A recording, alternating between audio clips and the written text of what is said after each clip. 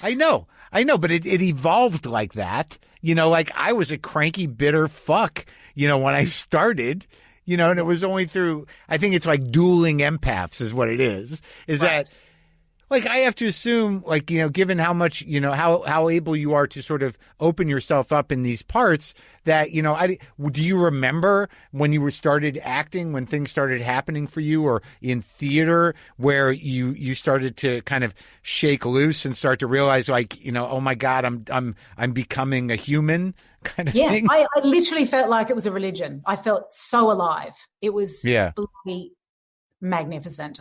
When did it start? Like, where'd you go to school? When did you start to realize?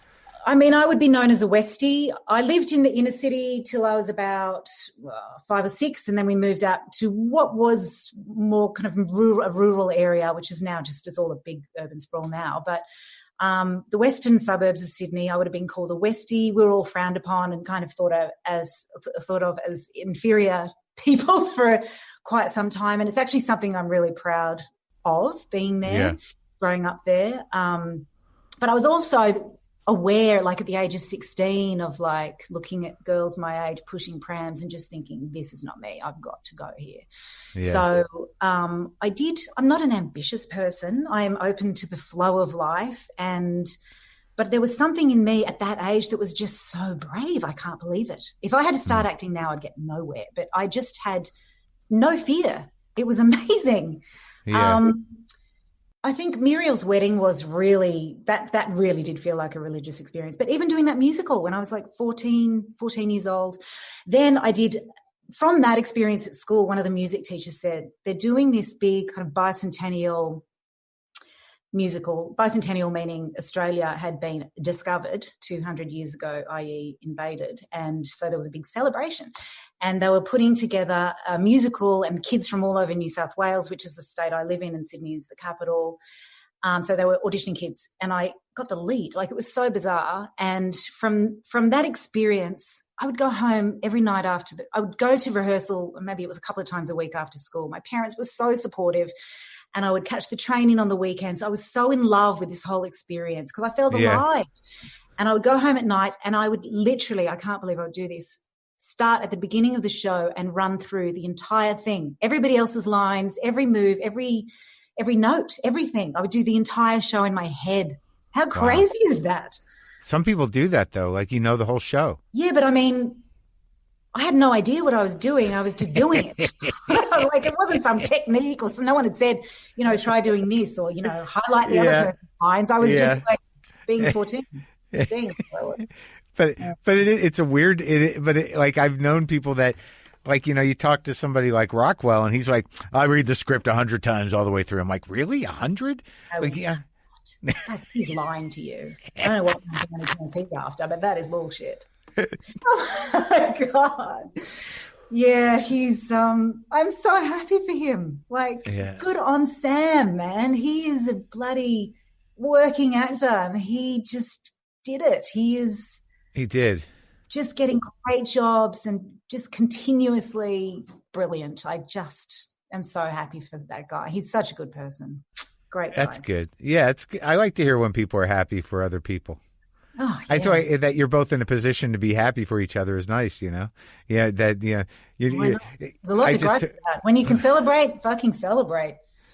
Exactly. Yeah, for sure. But like, it takes a certain amount of personal being grounded to be happy for other people. It took me a long time to be that way, and I still can't do it for everybody.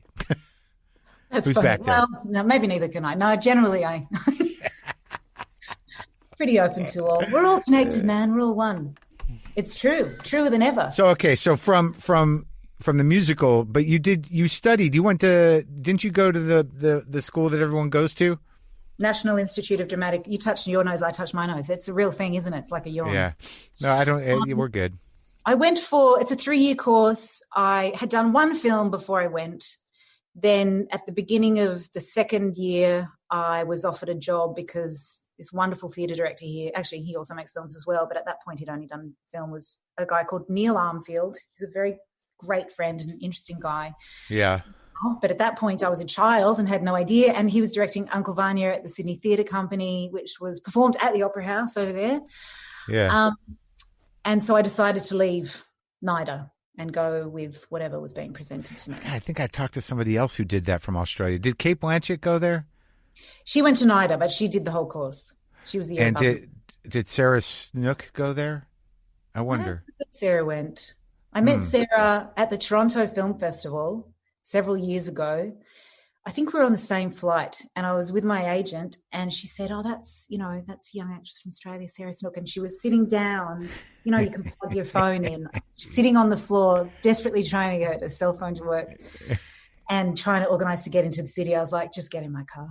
So I've had a car ride with her. We were both probably jet lagged, but my God, she's so good in Succession. Everyone is so good in Succession. I bloody love that show. It's a crazy show. So wonderful.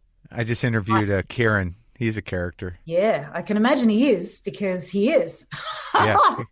Wow, so good. All right, so let's go. So then, like, I'm curious about these turning points and sort of like, you know, how you started to, you know, at least connect with yourself through these characters, because you say you were confident at the beginning going into it that you didn't understand that you were just a showman, I guess, or a showwoman, that you just loved it. It was you found the part of you that's where you lived, was up there, right?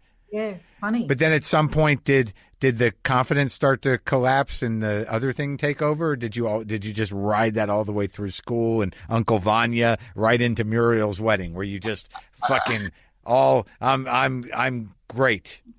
No, there's no I'm great. I mean, I'm always like nervous and feel inadequate, but Oh, good. apparently my balls were bigger and took over. Like I don't know where this bravery came from. Right. So yeah, you were compelled. There was no other way of life for you. And the fear was just, you know, it became just part of the way of life you chose, but it wasn't going to take you down. That's hilarious. What? Okay, that sounds perhaps appropriate. I don't know. I don't know. As a young woman, especially Australian, and then all of a sudden I was working away a lot in other places. So I always felt like a bit of an outsider, but I think that's a good thing. It kind of keeps you humble. I never felt confident in what I was doing. So I always worked just really hard. Yeah. But as an outsider, you're also special. You know, like, oh, here's the Australian. Right. There's so many of us now. It's embarrassing. But you're all pretty good, so it's good. There's no, I'm yet to see like a shitty Australian. How about that other guy, that fucking guy? I didn't realize he was Australian until recently, that Mendelsohn fella. Oh, Ben. Ben. Wow. Fucking actor that guy is. My first film was with Ben. I was 17. Really? How old was he? He's only a few years older than me. Yeah. Which movie was that? Spotswood? Yeah, that's the one. Look at you with your screen right there, referencing left and right. Wow. Yeah, really impressive. I just read a word. It was very, very imaginatively retitled The Efficiency Expert in America. Who wants to see The Efficiency Expert? I don't know, about the same amount of people that want to see Spotswood. Spotswood at least has a sense of humor. Well, yeah, I mean, I don't know what it means, but you kind of go like, what is that? So you got to work with Anthony Hopkins on your first movie? Yeah, and then I played his assistant again several years later, and we were just going, can you believe this? In Hitchcock. Wow. He played Hitchcock. Oh, that's right. Was he sober on Spotswood? I was too young to notice. Wow, because I know he's been sober a long time, but I wonder. So Muriel's wedding was huge, and that was pretty quick. That happened pretty quick. Yeah, yep. I turned 21 during the shoot, and then I spent a year traveling around doing press for it, and everything just changed. Yep, it was pretty fast. And did you adjust to that well, or did you lose your mind? Bit of both. Yeah? Probably a bit of both. It was really fun. So then you feel Yeah. guilty for feeling weird about it, right? Because you are just living the dream and meeting amazing people and traveling and having a great time. But it was also, you know, it was a lot. It's interesting because all these movies that you did early on, like when I was reading about you, it's you are fortunate in that you 98% of the time, you know, your performance will stand out despite whatever the fucking movie is. Like, so like it's a real gift you have that, like, it seems that even when the movie is not great, they're like, but Toni Collette was fucking amazing. So like, it's great. And and also like you were fortunate in that some of the movies you were in made a lot of money. Yeah, the two don't usually go together, like great filming experience and then actually do well, right? Well, but by the time you get to The Sixth Sense, you're already kind of a big movie star. No, I was not. In my mind, you were. Don't take that away from me. Huh? Okay, I'll run with your theory. It's so much more flattering. I don't know. By the time Sixth Sense, I mean, why did they? I'll tell you what happened. I had actually auditioned for a Wes Anderson film. Which one? And Rushmore. Oh, yeah? I love that movie. I love all of his movies. I love Wes. And his producer at the time, Barry Mendel, who is a good friend of mine, was also working with Night on The Sixth Sense. So when I didn't get the part on Rushmore, there was an issue about that because I had shaved my head. I had turned 25. I was in Mexico. There was a lot of tequila involved.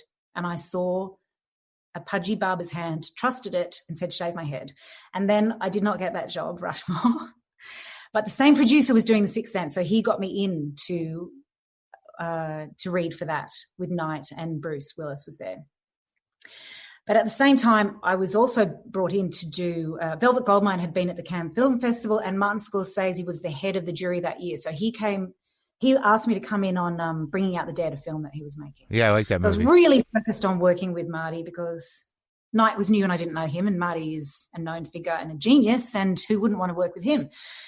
So at the same time, these jobs were kind of hanging around, and I didn't even read The Sixth Sense initially. I was so focused on working with Marty, the idea of working with Marty. And then one night I was jet lagged. I arrived in New York and I thought I'd better read this script. I'm going to get in trouble. And then it absolutely floored me. It was the most incredible thing. And I got a call. I'd had both meetings. I got a call. My agent said, you got the offer on. I didn't even hear him. I screamed. I thought it was for the Martin Scorsese film, but it was for The Sixth Sense. It was like that was the right one to get. Because that's like the one Scorsese film that like no one has seen.